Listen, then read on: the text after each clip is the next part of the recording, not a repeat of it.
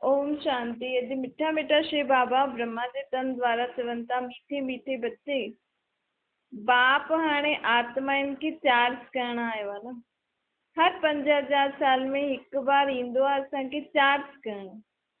बाबा चए थो कि तव्हां आत्माइन खे मूंखे हर 5000 साल में एक बार अची करे ज्ञान योग ऐं शक्तियूं ॾियणी पवंदियूं आहिनि।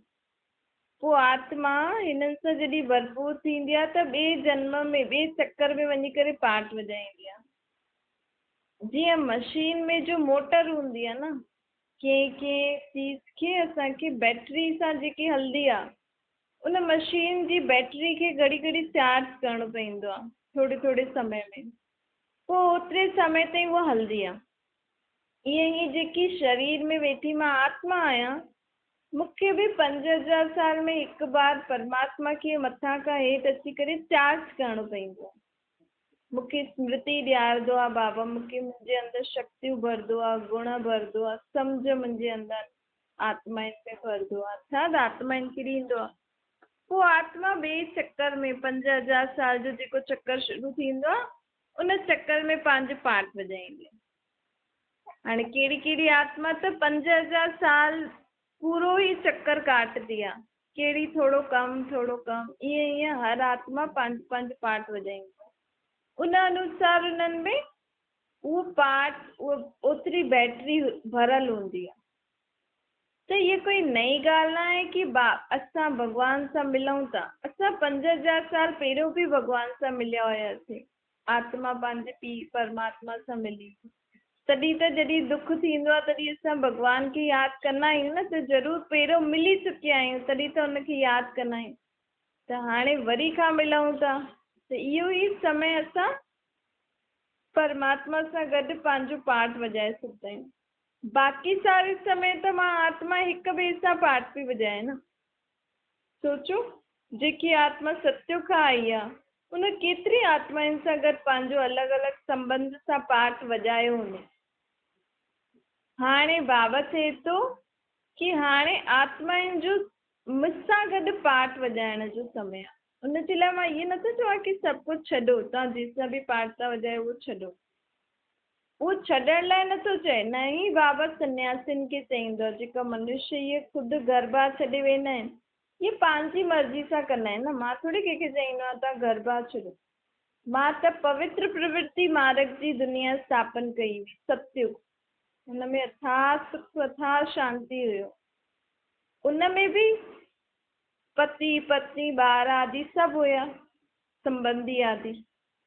सन्यासियुनि जो निर्वृत्ति मार्ग आहे, उहो पंहिंजे धर्म जे हिसाब सां पंहिंजो घर बार छॾे वेंदा आहिनि।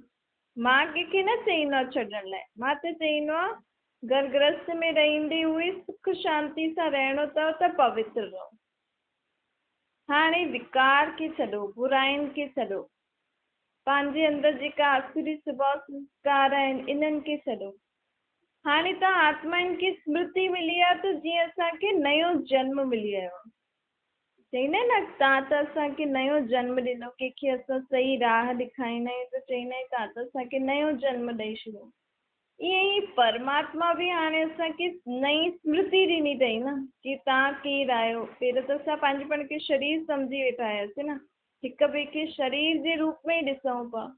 लेकिन हाणे शारीरिक शरीर जे संबंध जे अलावा असांजो आत्मिक संबंध बि असांजो आहे, उहो असांखे बाबा ॿुधायो अथई। असां सभई आत्मायूं आत्मा आत्मा भाउ जो संबंध असांजो असली संबंध आहे। ऐं असां सभिनि जो असली पीउ केरु आहे? हिकु परमात्मा आहे। चाहे कहिड़े बि धर्म जो माण्हू हुजे, चाहे कुझु बि कंदो हुजे, चाहे गंदे में गंदो काम कंदो हुजे, लेकिन उहा आत्मा तव्हांजी भाउ अथव। ॾिसो, भले असां ईअं त सोचो दुनिया में जीअं ख़बरियूं थी अचनि, असां चऊं था कहिड़ा किना माण्हू आहिनि, कहिड़ा कीअं कीअं कम था करनि, लेकिन अगरि मां हुनखे आत्मिक स्वरूप में ॾिसां त उहो ई आत्मा मुंहिंजो भाउ किनो कमु थी करे न। लेकिन असुल में उहो आत्मा भाउ मुंहिंजो ॾाढो सुठो हुयो, लेकिन हाणे उहो कंहिंजे वश थी वियो आहे? विकारनि जी, बुराइनि जी, आसुरी गुण संस्कारनि जे वश थी वियो आहे। त भल कोई बि पंहिंजो भाउ भेण शरीर जो माउ भेण केतिरो बि बुरो हुजे, लेकिन जॾहिं शरीर जो संबंध ईंदो आहे त थोरी त दया ईंदी आहे न। त ईअं ई बाबा चए थो सभिनि खे आत्मिक दृष्टि सां ॾिसो त तव्हांखे सभिनि जे लाइ दया ईंदव, तव्हां कंहिंसां बि घृणा न कंदव, कंहिंसां बि नफ़रत न कंदव। कोई बि बुरो कर्म करे थो, ग़लति कमु करे थो त इहे मुंहिंजी आत्मा भाउ ग़लति कमु थी करे, बुरो कर्म थी करे, हाणे हिनखे सुधारण लाइ मूंखे हिनखे डांटणो मारणो न आहे, मूंखे हिन आत्मा खे परमात्मा खां शक्ति ॾियारणी आहे जंहिंसां हिन जो स्वभाव संस्कार परिवर्तन थी वञे। ये आत्मा जो बुरे स्वभाव संस्कारनि जे वश थी वई आहे, ये हिन विकारनि सां बुराइयुनि सां छुटिजी वञे। जे कोई बुरी आत्मा ॿिए जे शरीर में घुसी वेंदी आहे त हुनखे छुड़ाईंदा आहियूं न, ईअं ई मां आत्मा हाणे बुराइयुनि जे वश थी वई आहियां, मूंखे बुराइयूं पकिड़े वेठियूं आहिनि, मूंखे विकार पकिड़े वेठा आहिनि। त हाणे बाबा चए थो कि हाणे मां तव्हां सभिनि खे हिननि खां छुड़ाइणा आहियूं। असां त कोई अगरि ग़लति कमु कंदो आहे, सम्झो असांजे ॿार या संबंधी आदि, त शरीर जे संबंध जे हिसाब सां असां हुनखे डांटंदासीं मारंदासीं कि तूं मुंहिंजो पुटु थी करे, धीअ थी करे, मुंहिंजो ईअं थी करे तूं एॾो ग़लति कमु कई। लेकिन असां इहे थोरी सम्झो कि अलाए कहिड़ी बुरे स्वभाव संस्कार जी हवा आई जो हिन आत्मा सां उहो कर्म कराई कर्मेंद्रिय द्वारा। त हिनखे मारनि डांटण खां त इन जी आत्मा खे ॾिसी करे परमात्मा खे यादि करे हिन में शक्ति भरूं कि वापसि खां इहे अहिड़े बुरे स्वभाव संस्कार जे वश न थिए। असां चऊं था न मां त शांति सां वेठो हुयमि या वेठी हुयमि, अलाए कॾहिं मूंखे क्रोध अची वियो, अलाए छा थी वियो हिकदमि जो मां ईअं सभु कयो। त इहे सभु हिकु हवा हूंदी आहे विकारनि जी, बुराइनि जी, बुरे स्वभाव संस्कारनि जी, जो हिन पूरी दुनिया में हाणे फैले थी। द्वापर युग खां ई विकारनि जी हवा, बुराइनि जी हवा फैलदी हुई, लेकिन द्वापर युग खां एॾी न फैलदी हुई ऐं आत्मा में शक्ति हुई, माण्हू सुठी तरह भॻवान खे यादि कंदा हुया ऐं हिक खे ई यादि कंदा हुया, निराकार खे। त हिन करे असां द्वापर में त बचियल हुयासीं, एॾो न फसियल हुयासीं, लेकिन हाणे दिन प्रतिदिन मनुष्य आत्मा हिन बुराइनि जे विकारनि जे वश थी करे किना किना कम छो थी करे?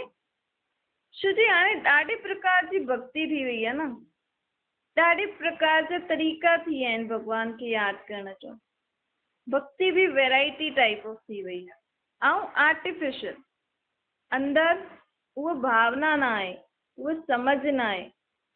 सिर्फ़ु कई बार त दिखावे जे लाइ बि माण्हू भॻवान खे यादि था कनि। पहिरीं ॻाल्हि त भॻवान कहिड़ा इहो ई न यादि आहे, ऐं ॿियो मनुष्य दिन प्रतिदिन इहे विकार आदि छो था वधनि? छो जी असां पहिरियों जीअं नियम मर्यादा सां सभु कर्म कंदा हुयासीं, आत्मायूं भॻवान खे यादि कंदियूं हुयूं, उहो बि नथी करे पाइनि, टाइम ई न आहे। अॼु माण्हू धंधे में गृहस्थी में एॾो फसियल आहे कि अगरि टाइम कढे बि थो भक्ति जे लाइ, भॻवान खे यादि करण जे लाइ, उन में बि उनखे उहो ई धंधो, उहो ई गृहस्थी थी यादि अचे। त आत्मा खे शक्ति कीअं मिले जंहिंसां जंहिं शक्ति सां उहा इन दुनिया में जेकी बुरी हवा फैले थी उन सां बची सघे? त इन करे बाबा चए थो कि हाणे मां स्वयं हिन सृष्टि ते अची आयो आहियां ऐं तव्हांखे हिकु सहज तरीक़ो थो ॿुधायां। उन सहज तरीक़े खे तव्हां सॼो ॾींहुं पंहिंजी मन बुद्धि में ध्यानु रखो कि मां आत्मा आहियां, परमात्मा जी छत्र छाया में आहियां। जीअं ॿ बिंदी खे मिलाईंदासीं त जीअं अगरि जिते हायर एनर्जी हूंदी आहे, जिते ज़्यादा चीज़ हूंदी आहे, त उहो उतां चीज़ खां ॿी जॻह बहंदी आहे न। उहो ई परमात्मा सर्वशक्तिवान, उहो बि बिंदी, मां बि बिंदी, मां आत्मा बिंदी उन सर्वशक्तिवान बिंदी सां मिली वई आहियां। त हुन सर्वशक्तिवान खां मूं में आत्मा में शक्तियूं अचनि थियूं ऐं मां हथ पेरनि सां कर्म करां थी, हलां थी, ॾिसां थी अखियुनि सां। ईअं असांखे सॼो ॾींहुं कंहिंजी छत्र छाया में रहणो आहे? परमात्मा जी छत्र छाया। छो जी कर्म त ॾाढो थी वियो आहे, धंधो बि ॾाढो थी वियो आहे, पाठ आदि करूं था, भक्ति आदि करूं था, हुन में बि मन नथो लॻे। त हाणे पंहिंजे मन खे ईअं लॻायो, इन रीति करो त भले तव्हांजो उन समय तव्हांजी आत्मा में शक्ति न भरे सघे त कम से कम असां सॼो ॾींहुं कर्म कंदे परमात्मा खे विच विच में यादि कंदा रहंदासीं त मुंहिंजी आत्मा हिन बुरी हवाउनि खां त बची रहंदी न। त बाबा हिन रीति असांखे सम्झ थो ॾिए कि आत्म अभिमानी ठहो, हाणे देह अभिमानी न ठहो। मां आत्मा हिन शरीर में वेठी आहियां, कर्म थी करां। मां आत्मा गुस्सो करणु नथी चाहियां, लेकिन मूंखे इहा आत्मा गुस्सो ॾियारे थी। ॾिसो असां छा था चऊं कि मां इहे कर्म करणु नथी चाहियां, हिनखे डांटणु चाहियां नथी, लेकिन इहा मूंखे गुस्सो ॾियारे थी। त मतिलबु उनजो क्रोध शक्तिशाली थी वियो ऐं तव्हां शांत रहणु चाहियो था त तव्हां हारजी वियो। न तव्हांखे हराए छॾी न हिकु तरीक़े सां। त असां ॿियो कंहिं ॻाल्हि जे लाइ माण्हू चए कि मां तव्हांखे हराए सघंदा आहियूं त असां हुनखे चैलेंज कंदा आहियूं कि न तूं मूंखे न हराए सघंदो आहे। ऐं असां रोज़ु अलाए घणा बार हारूं था, कंहिंसां? क्रोध सां, लोभ सां, मोह सां, अहंकार, काम विकार, बुराइनि, जेकी बि बुराइयूं थींदियूं आहिनि, बुरा स्वभाव संस्कार। त बाबा चए थो हाणे हिननि ते जीत पायो। हिननि ते जीत पाइण लाइ आत्मा खे परमात्मा खे यादि करणो। परमात्मा राम ही असांखे हिन बुराइनि ऐं हिन विकारनि रूपी रावण ते जीत पाराए सघंदो। ॿियो कोई बि शक्ति दुनिया में आहे ई न, छोकी उहो ई परमात्मा सभी देवी देवताउनि खे, गुरुअनि आदिनि खे बि शक्ति ॾींदो। ॾिसो पहिरियों त सृष्टि ते इहो दुख थमल हुयो, चलो सन्यासिन घर बार छॾियो, जंगलनि में वही तप कंदा हुया, उहो बि सुठो। छोजी उन्हनि जी यादि सां हिन सृष्टि ते परमात्मा जी शक्ति ईंदी हुई, जंहिंसां हिन दुनिया में पवित्रता, विकार आदि, बुराइयूं आदि थमल हुया। लेकिन हाणे त उहो बि हिकु तरीक़े सां शहरनि में अची विया आहिनि, पंहिंजी अलॻि तरीक़े जी गृहस्थी ठाहे छॾी अथनि। वॾा वॾा घर, गाॾियूं, गृहस्थनि वटि वेंदा आहिनि, रोटी पाणी खाईंदा आहिनि। त उहो तप त उन्हनि जो बि हाणे आहे न। परमात्मा हाणे सृष्टि ते छो आयो आहे? छोजी हाणे कोई बि मनुष्य आत्मा, चाहे कहिड़े बि धर्म जी आत्मा आहे, भले चए थी कि असां संन्यास कयो आहे, असां ईअं आहियूं, असां ईअं आहियूं, लेकिन पहिरियों जहिड़ो तप हाणे केर बि नथो करे। त दुनिया में बुराइयूं, दुख वधंदा था वञनि। गृहस्थी त सोचदा आहिनि असां फलानो गुरू कयो आहे त उहो ई असांजी देखभाल कंदो, लेकिन गुरू आदि बि अॼुकल्ह संत आदि बि त गृहस्थी में घुसी आहिनि न।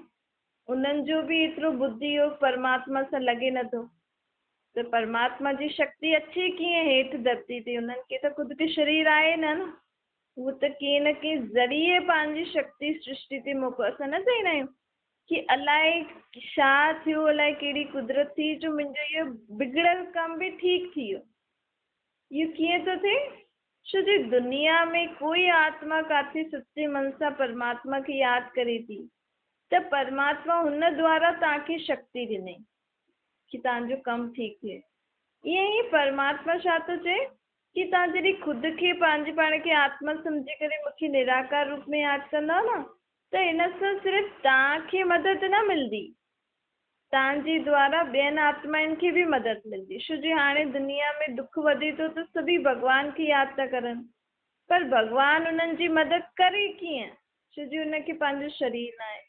इन करे परमात्मा असांखे थो चए, जेकी जेकी आत्मायूं पहचाननि थियूं परमात्मा। हाणे ॾिसो तव्हांजे घर में ई सभु माण्हू इहे नथा ॿुधनि, लेकिन तव्हां था ॿुधो, छो जी तव्हां सच्चे मन सां हुनखे यादि कयो त हुन पंहिंजो परिचय तव्हांखे कहिड़े न कहिड़े ज़रिए तव्हांखे ॾिने कि हा हाणे मूंखे निराकार रूप में यादि करो त तव्हांजा दुख दूर थी वेंदा। इन सां असांजा बि ऐं ॿियनि खे बि शक्ति ऐं सम्झ मिलंदी रहंदी, ॿियनि खे बि मदद थींदी आहे। ईअं न सम्झो असां सिर्फ़ु सच्चे मन सां परमात्मा खे यादि था करूं, पंहिंजे खे आत्मा सम्झी करे निराकार परमात्मा खे, त सिर्फ़ु मुंहिंजी ई आत्मा शक्तिशाली भरपूर थी थिए। अगरि तव्हांजी सच्ची यादि हूंदी त तव्हांजे ज़रिए ॾाढनि आत्माउनि जी मदद थी वेंदी आहे। इन रीति बाबा चए थो हाणे मां सृष्टि ते छो आयो आहियां? छो जो हाणे ज़रूरत आहे परमात्मा खे हिन रीति यादि करण जी। तॾहिं हिन सृष्टि ते दुख, अशांति, भ्रष्टाचार घटि थींदा। सिर्फ़ु ॻाल्हियूं ॿुधी करे ईअं न सोचो कि हे दुनिया में छा थो थिए, माण्हू छा था करनि। हाणे हिनखे कीअं सुधारूं, इहे सोचो कि दुनिया खे असां ईअं न सोचो कि दुनिया खे सुधारण लाइ मां थोड़ी वेठी आहियां, लेकिन बाबा चए थो कि तव्हां सुधरंदव त तव्हां सां गॾु दुनिया सुधरंदी न। इहे छो था सोचो दुनिया सुधरे त मां सुधरां। हाणे मूंखे परमात्मा उपाय ॿुधायो अथई न कि तव्हां पंहिंजे पाण खे सुधारण लाइ इहो कमु करो। रोज़ पंहिंजे अंदरि जाचो मूं में छा छा बुरायूं आहिनि, मुंहिंजो मन छा छा फालतू ॻाल्हियूं सोचे थो, मूंखे कहिड़ा कहिड़ा दुख आहिनि, कहिड़ी कहिड़ी परेशानियूं आहिनि। इन्हनि खे कढंदा वञो, परमात्मा खे ॾींदा वञो, उन खां शक्ति वठी करे ख़ुदि जी आत्मा खे साफ़ करो। हाणे मुंहिंजी आत्मा खे कोई बि प्रकार जो दुख, अशांति, विकार आदि, बुरायूं आदि मुंहिंजी आत्मा में न हुजणा खपनि। मूंखे पंहिंजी आत्मा जी पूरी सफ़ाई करणी आहे। मुंहिंजो मन हिकदमि सुठो थी वञे, सुठी सुठी ॻाल्हियूं सोचे, सभिनि जे लाइ सुठो सोचे, मूं में कोई प्रकार जो विकार न हूंदो, मूं में कोई प्रकार जो अहिड़ो बुरे स्वभाव संस्कार न हुजे जंहिंसां माण्हू खे दुख मिले ऐं मूंखे दुख मिले। बाबा चए थो दुख ॾियण त ख़राबु आहे, लेकिन अगरि असां चऊं था न मां दुखी थी थियां ईअं, त पंहिंजे पाण खे दुख ॾियण बि पाप आहे। छो जे असां मां आत्मा दुखी थी थियां न, मां आत्मा कंहिंजी संतान आहियां, परमात्मा जी संतान। असां दुखी था थियूं, आख़िर छो? जॾहिं परमात्मा चए थो तव्हां ईअं ईअं करो, ख़ुदि खे दुखी न ॾियो। ॾिसो कंहिंजे ॿार अगरि माउ बाप खे पतो लॻी वञे कि मुंहिंजो ॿारु दुखी आहे त उहो केॾा दुखी थी वेंदा आहिनि। ईअं परमात्मा खे बि सुठो न लॻंदो आहे न कि मुंहिंजा ॿार दुखी छो आहिनि। जॾहिं मां सुख जो सागर ऐं मुंहिंजा ॿार दुखी आहिनि त दुख वठिणो बि न आहे। असां चऊं था हुन मूंखे दुख ॾिनई, तव्हां वरितो ई छो? तव्हांखे कोई कचिरो ॾिए त तव्हां वठंदव छा? त तव्हां हुननि जी ॻाल्हियुनि खे एॾो सोचो ई छो था, हिन रीति वठो ई छो था हुनखे, हुन खां कि तव्हांखे दुख पहुचे। अगरि उहो तव्हांखे दुख जी ॻाल्हियूं ॾिए बि थो त तव्हां न वठो न, तव्हां सोचो ई न इहो मूंखे थो चए, अलाए कंहिंखे थो चए, मूंखे छा पतो। इन रीति अगरि तव्हांजे मन में घुसी बि वई, कन में घुसी बि वई, त हुनखे सुठे रीति परिवर्तन करे पोइ मन में रखो। इन रीति मन में न रखो कि जंहिंसां तव्हांजो मन घड़ी घड़ी दुखी थींदो रहे हुन ॻाल्हि खे सोचते। हाणे पंहिंजी आत्मा खे जॾहिं मां सुख स्वरूप, शांत स्वरूप, आनंद स्वरूप, शक्ति स्वरूप, शुद्ध आत्मा ठाहींदमि, तॾहिं मुंहिंजी हिकु आत्मा जे ईअं ठहिण सां जग परिवर्तन थींदो। एतिरो असांखे पंहिंजे अंदरि सम्झणो आहे। छो जो बाबा चए थो ईअं न सम्झो जग परिवर्तन थिए त पहिरियों मां परिवर्तन थियां। असां घर में सभिनि खे था चऊं तव्हां ईअं था करो, तव्हां ईअं था करो, पर असां ख़ुदि खे ॾिसूं असां छा था करूं। असां सॼो ॾींहुं सभिनि सां कीअं था हलूं, असांजे मन में कहिड़ा कहिड़ा वीचार था हलनि। असां ॿारनि खे था चऊं कि तव्हां इहे ग़लति कमु छो था करो, ईअं छो था, लेकिन जेका वॾा आहिनि उहो सॼो ॾींहुं घर में जेको बि सोचंदा आहिनि न मन में, त ओड़ो ई घर जो वायुमंडल ठही वेंदो आहे। त हिन रीति वॾनि खे सदा सुठो सोचणो खपे, सदा ख़ुशियुनि जी ॻाल्हियूं सोचणियूं खपनि। इन सां घर जो वायुमंडल बि सुठो थींदो त तव्हांजे घर में ॿार आदि ॿिया माण्हू बि ॾाढो सुठी रीति रहंदा। त ख़ुदि खे हाणे असांखे ॾिसणो आहे। जीअं असां पंहिंजे शरीर जी देखभाल था करूं, पोइ सुबुह खां राति ताईं मां आत्मा में जेको मन आहे, जेको बुद्धि आहे, जीअं मां आत्मा शरीर खां कर्म करायां थी, कर्मेंद्रियूं मुंहिंजियूं कीअं थी हलनि, भई जेकी चीज़ सुठी न आहे आत्मा चए थी इहा चीज़ न खायो, लेकिन मुख में टेस्ट थो अचे त खाई छॾियो, पोइ शरीर बीमार थी वियो। दुख कंहिंखे थो भोगणो पए? आत्मा खे तो दुख थिए न। जॾहिं आत्मा चए थी ये चीज़ न खायो, शरीर खे सूट नथो करे, त असांखे पंहिंजे कर्मेंद्रियनि ते बि कंट्रोल हुजणो खपे। ईअं न कहिड़ो बि वीचार अचे थो त मन में सोचणु शुरू करे छॾियो, पोइ हुनजो हिकु वॾो सो जार ठही वेंदो पोइ असां ख़ुदि ई परेशान थी वेंदा आहियूं, पोइ हिक ॿिए खे ॿुधाईंदा आहियूं ईअं थी वियो ईअं थी वियो ईअं थी वियो। अरे तव्हां अहिड़ो सोचो ई छो था? हिन रीति पंहिंजे पाण खे हाणे परिवर्तन करणो। बाबा चए थो आत्मायूं परिवर्तन थींदियूं त जग परिवर्तन थींदो। छो जी आत्माउनि जी सोच बिगड़ी आहे, जंहिंजे कारण दिन प्रतिदिन दुनिया बिगड़ती थी वञे। ये प्रकृति तत्व आदि तमो प्रधान छो थी है? आत्माउनि जी सोच सां न। आत्मा जीअं जीअं सोचे थी उहो कर्म कंदी थी वञे, त प्रकृति जीव जंतु केॾो उहो बि त दुखी थियनि न। इन करे हाणे मुंहिंजी आत्मा खे परिवर्तन थियणो। मुंहिंजो आत्मा खे बाबा चए थो मन मना भव। हाणे पंहिंजे मन खे मुंहुं में लॻायो, या जेकी मां ॻाल्हियूं थो ॿुधायां हुन उहो सोचियो पंहिंजे मन में, या मन में इहो सोचो पंहिंजी आत्मा ऐं परमात्मा जो रूप, हुनजो घर, कीअं परमात्मा सृष्टि ते आयो आहे, एॾो वॾो कर्म थो करे। इन रीति कीअं न कीअं या परमात्मा जी महिमा ॻायो कि हा मुंहिंजो पीउ कीअं आहे कीअं आहे। जे भक्ति मार्ग में भॻवान जी महिमा त ॻाईंदा आहियूं, त जॾहिं महिमा ॻाईंदा आहियूं त ज़रूरु अची करे उहो कर्तव्य कया हुन ई न, तॾहिं त असां हुनखे एॾी महिमा ॻाईंदा आहियूं। त बाबा जेकी महिमा आहे उनजो प्रैक्टिकल हाणे असां ॾिसी सघंदा आहियूं कि भॻवानु कीअं सभु कर्म करे थो ब्रह्मा जे तन में अची करे। इन रीति असांखे सॼो ॾींहुं पंहिंजे मन खे व्यर्थ फालतू बुरी ॻाल्हियुनि खां हाणे बचाइणो आहे। जीअं असां ॿारनि खे बुरी चीजुनि खां बचाईंदा आहियूं न, उहो ई पंहिंजे मन खे हाणे आलतू फालतू ॻाल्हियुनि खां, विकारनि जी ॻाल्हियुनि खां, बुराइनि जी ॻाल्हियुनि खां बचायो। सम्झो तव्हांजे मन में कोई ॻाल्हि आई बि त हुनखे सुठी रूप में परिवर्तन करो, पोइ हुन खां पोइ मन में विहारो। इन रीति ख़ुदि खे हाणे परिवर्तन करो। अच्छा मिठी मिठी सिकिल जे ॿारनि प्रति माता पिता बाप दादा जो यादि प्यार ऐं गुड मॉर्निंग। रूहानी बाप जी पाण सभिनि रूहानियुनि ॿारनि खे नमस्ते। पंहिंजी बि रूहानी माता पिता बाप दादा खे यादि प्यार गुड मॉर्निंग और नमस्ते। वरदान ब्रह्मा बाप जे प्यार जो प्रैक्टिकल सबूत ॾियण वारा सपूत ऐं समान ठहो। शिव बाबा आयो आहे ब्रह्मा जे तन में, त बाबा चए थो कि ॾिसो जंहिंजे शरीर में आयो आहे उन शरीर द्वारा परमात्मा असांखे हर कर्म करे करे करे ॾेखारे।